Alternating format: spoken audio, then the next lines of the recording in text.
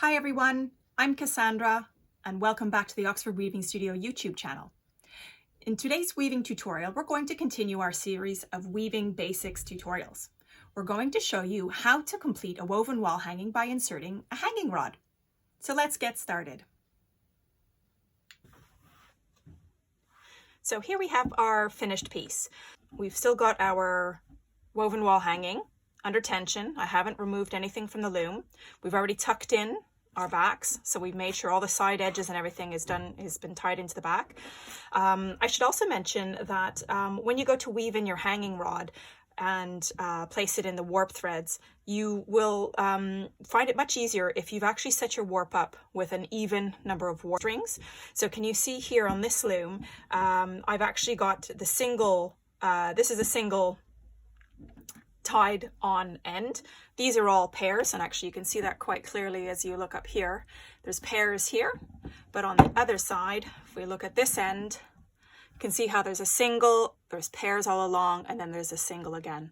So we'll talk more about that in a moment, but if you haven't already done this and set up your loom in this way, you could actually go and have a look at our weaving video that describes how to set up a frame loom so that you get it right from the start. But if you haven't, just follow along. It's pretty straightforward. So the easiest technique is that once you've got your piece finished, everything is still under tension. I tend to work top to bottom and left to right. I never remove the top of my work and then the bottom because like I said earlier, it's always much harder to deal with your woven wall hanging or your woven piece once it's off the loom. When it's on tension, under tension, you have a much easier time. So you want to weave in your hanging rod. Now, because I have an even number, you want to place your hanging rod and weave it in like plain weave. So if you've done the last few rows of plain weave, you want to weave it in the opposite of the last one so that it actually hangs on, and you'll see in a moment why that's relevant. So you just weave it in left to right or right to left. That doesn't really matter, but the main thing is that you'll notice here. So if you weave this in and you go and you remove your first one, the first thing you need to note that it's got a nice arch, and that if you can imagine, if you pull it down, that it's actually going to sit on the rod. There are instances where if you do this, you actually will have woven through two of them, so that if you use this technique, you'll actually pull the whole warp string and it won't actually attach to the hanging rod. So do make sure that you've woven this in plain weave with an even number of warp threads so that it actually makes a lot more sense. So when you once you've got your hanging rod woven in and you've got your first two warp threads pulled off, you're going to hold that up at the top and you're going to get out your pair of scissors. Okay, we can leave that for now, it's fine. You're going to cut off this first end. You trim off this first end and you hold on to it here. You've removed it from the top, and all you're going to do is, holding the hanging rod, you're going to actually pull down on this first warp thread until the pair of warp threads actually sits over like a little loop. And you want to get it as close down to the top of your work as you'd like. Now, some of you might like it, I'm pulling this loose a bit. Some of you might not like it sitting right on top of it. Now there are actually different options for how you use this technique.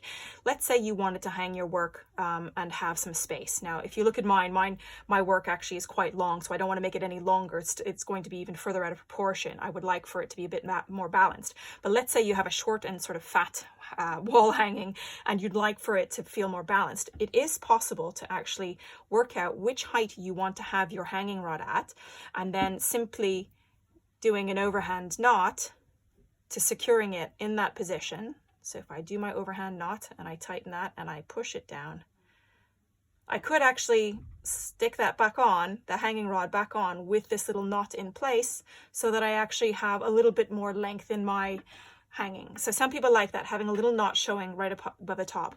Now, in my preference, I don't like doing that. I don't think it works for me very well, and it takes a lot of extra time that I don't think is needed. And if you have listened to some of my other videos, I'm always looking for the quick fix, the one that will always make your work quicker. Weaving is slow enough. If anything that can speed up the process, I try and go for that.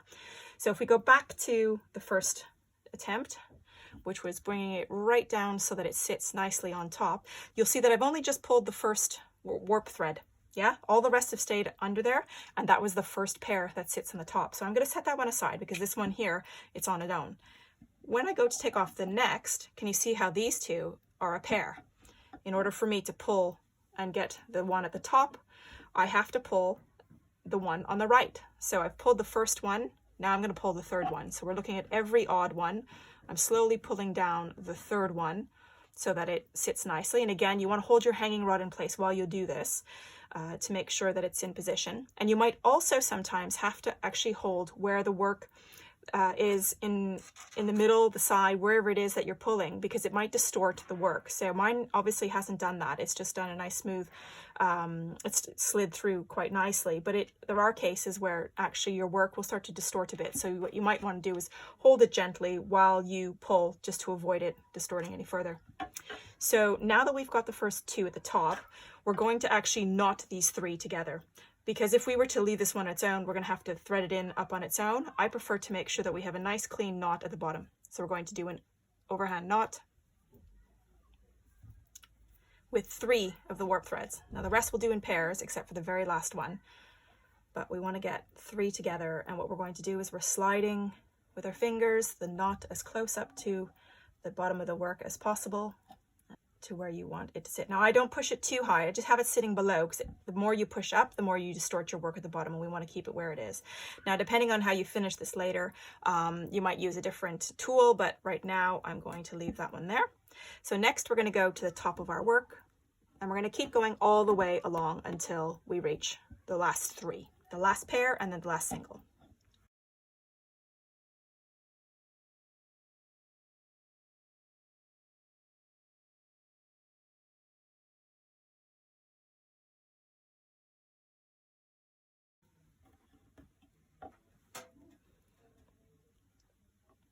Now we're coming to the last few. Now you can see here at the top, we've got only 2 more pairs, and we've got 2 more pairs in a single. So we're going to keep going with the same technique, pulling down on the odd one all the way so that we've got this one knotted. Again, right up near the bottom, but not too high. And then, so the last one, what you're going to do is remove it from the top. So now everything is off the frame loom. Now you can see actually we can pull the right one all the way down until it sits onto the top of the beam. We're going to cut this one off because we need to tie it in with the last pair. Okay, there we go. And now you can see here that we've still got our last 3 that we're going to knot together, the same as in the first 3. So you just have to remember first 3, all the pairs, and then you're knotting together the last 3. Okay, so now that's done. You want to have a look at your piece and make sure that they're all secure.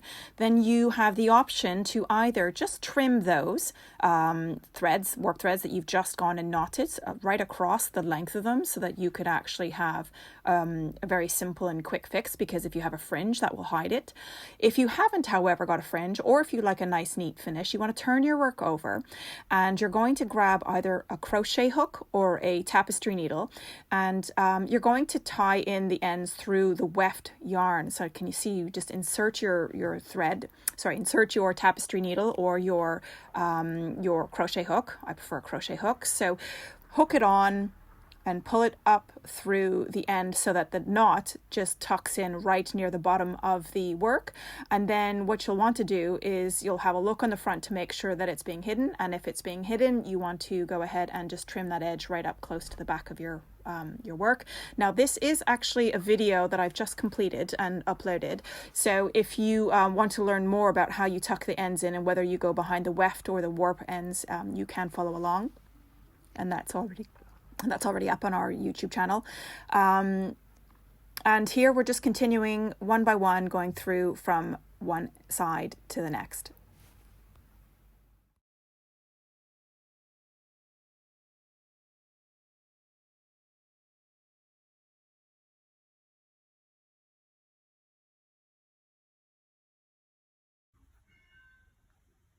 Okay, there's our last one.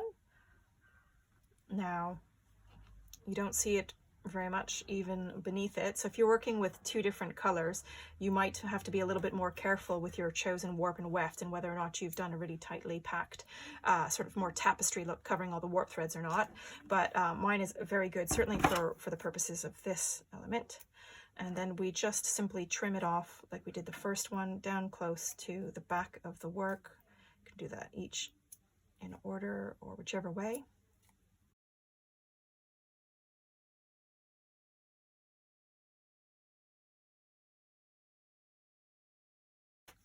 You'll see here that your work is hidden nicely at the back. You've got your hanging rod in the front, and you've simply just used the same, just the work that you've done at the end, weaving it in plain weave, pulling each of them down.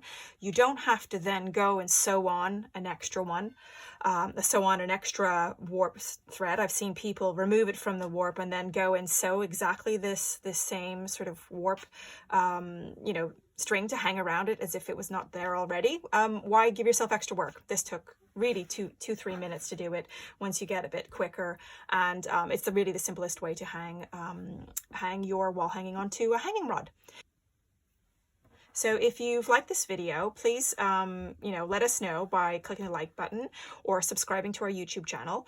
And you are more than welcome to leave comments or questions you have in the comment section. Thank you very much for watching this video, and we'll see you next time. I'm Cassandra from the Oxford Weaving Studio. Goodbye.